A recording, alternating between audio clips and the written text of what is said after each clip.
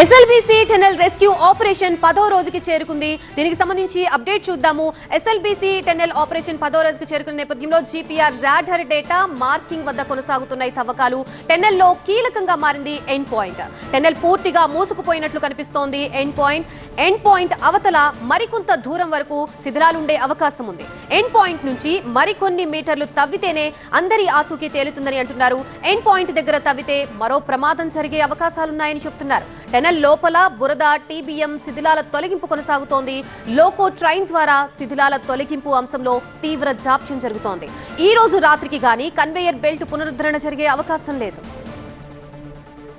SLBC టెన్నెల్లోని సంక్లిష్టత వల్లే ఈ రెస్క్యూ ఆపరేషన్ ఆలస్యం అవుతోందని ఎన్డీఆర్ఎఫ్ కమాండెంట్ ప్రసన్న కుమార్ చెప్పారు. 12 బృందాలు ఈ ఆపరేషన్ లో పాల్గొంటున్నాయని చెప్పారు ఆయన. ఫుల్ స్వింగ్ లో నడుస్తుంది. సో అన్ని ఏజెన్సీస్ చాలా కోఆర్డినేషన్స్ తోటి ఎట్లయినా సరే దీన్ని సక్సెస్ చేయాలన్న దృఢ నిశ్చయంతో పనిచేస్తున్నారు. 24 గంటలు దీంట్లో పనిచేస్తున్నారు. రౌండ్ ద క్లాక్ టీమ్స్ వెళ్తున్నాయి. వాళ్ళు ఇచ్చిన టాస్క్లన్నీ పూర్తి చేస్తున్నారు. సో ఫుల్ స్వింగ్ లో జరుగుతున్నాయి. అంటే ఎన్ని రోజులు అనేసి చెప్పలేము. ఎందుకంటే లోపల పరిస్థితులు ఏంటంటే టీబీఎం 1500 టన్నుల టీబీఎం మిషన్ డెబ్రీస్ అక్కడ ఉన్నాయి.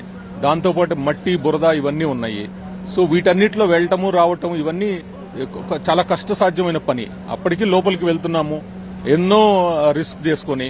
సో సో ఫుల్ స్వింగ్ లో అయితే నడుస్తున్నాయి. అదే జీపీఆర్ మిషన్ ఎక్కడైతే లొకేట్ చేశారో అక్కడ డిగ్ చేస్తున్నారు. డిగ్ చేస్తున్నప్పుడు వాటర్ వస్తుంది. దాన్ని ఎట్లయినా ఇచ్చేసేసి చేయాలనేసి చూస్తున్నాం అనమాట.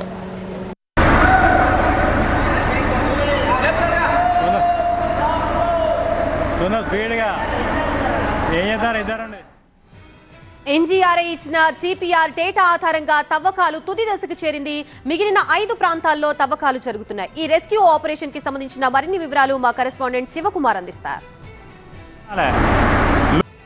ఎస్ఎల్బీసీ టన్నెల్లో ప్రమాదం జరిగిన తర్వాత గల్లంతైన 8 మంది ఆచూకీ కోసం 10వ రోజుకు ఈ రెస్క్యూ ఆపరేషన్ అనేది కొనసాగుతోంది. షిఫ్ట్ల వారీగా దాదాపుగా 120 మంది రెస్క్యూ సిబ్బంది ఈ రెస్క్యూ ఆపరేషన్ను కొనసాగిస్తూ ఉన్నారు. ఇక దాదాపుగా ఇప్పుడు ఎన్జీఆర్ఐ ఇచ్చినటువంటి జీపీఆర్ డేటాను విశ్లేషించి మార్కింగ్ చేసినటువంటి లొకేషన్లో తువ్వకాలు అనేది తుది దశకు చేరుతున్నటువంటి సిచ్యువేషన్ అయితే ఉంది. అయితే నిన్న ఉదయం తవ్వినటువంటి ఒక మార్కింగ్ దగ్గర చూసిన తర్వాత మరొకసారి జీపీఆర్తో స్కానింగ్ చేస్తే అక్కడ ఏదైతే ఐరన్కి సంబంధించినటువంటి పైపులు ఉన్నట్టుగా గుర్తించడం జరిగింది. ఇక మిగిలినటువంటి 5 స్పాట్లలో ఈ తువ్వకాలు అనేది ఇంకా కొనసాగుతోంది. దీంతో పాటుగా కీలకంగా మారినటువంటి ఎండ్ పాయింట్కి సంబంధించి ఇప్పటి వరకు రెస్క్యూ టీంకి సంబంధించిన ఉన్నతాధికారులు ఓ నిర్ణయానికి వచ్చేటువంటి అవకాశం ఉంది.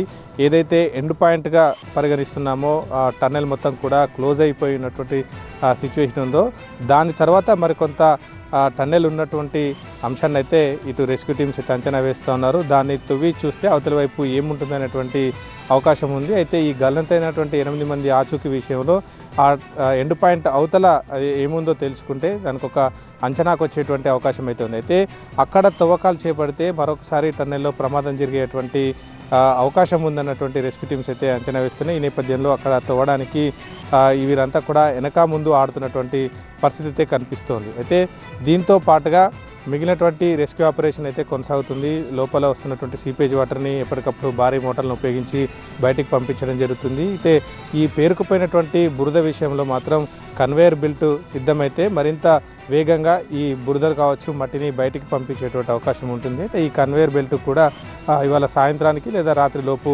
సిద్ధమయ్యేటువంటి అవకాశం అయితే ఉంది. ఈ పునరుద్ధరణ పనులు అనేది చాలా వేగంగా కొనసాగుతున్నటువంటి సిచ్యువేషన్ అవుతుంది. ఇక ఓవరాల్గా చూస్తే మాత్రం రేపు లేదా ఎల్లుండి ఇంకొక 2 రోజులకు సంబంధించి రెస్క్యూ ఆపరేషన్ కొలిక్కి వచ్చేటువంటి అవకాశం ఉన్నట్టుగా అయితే ఇప్పుడు రెస్క్యూ టీమ్స్ కావచ్చు ఇటు ప్రభుత్వ వర్గాలు అయితే అంచనా వేస్తూ ఉన్నాయి. అయితే ఇప్పటికే సీఎం రేవంత్ రెడ్డి ఇచ్చినటువంటి సలహా మేరకు ఈ టన్నెల్ లోపల ప్రమాదకరమైనటువంటి పరిస్థితుల నేపథ్యంలో రోబోలను వినియోగించాలనే అంశంలో అధికారులు కావచ్చు ఇటు ప్రభుత్వం నుంచి మరొకసారి సమీక్ష జరిపి దానిపైన నిర్ణయం తీసుకునేటువంటి అవకాశం అయితే ఉంది. ఇది ఇక్కడ పరిస్థితి. Over to studio.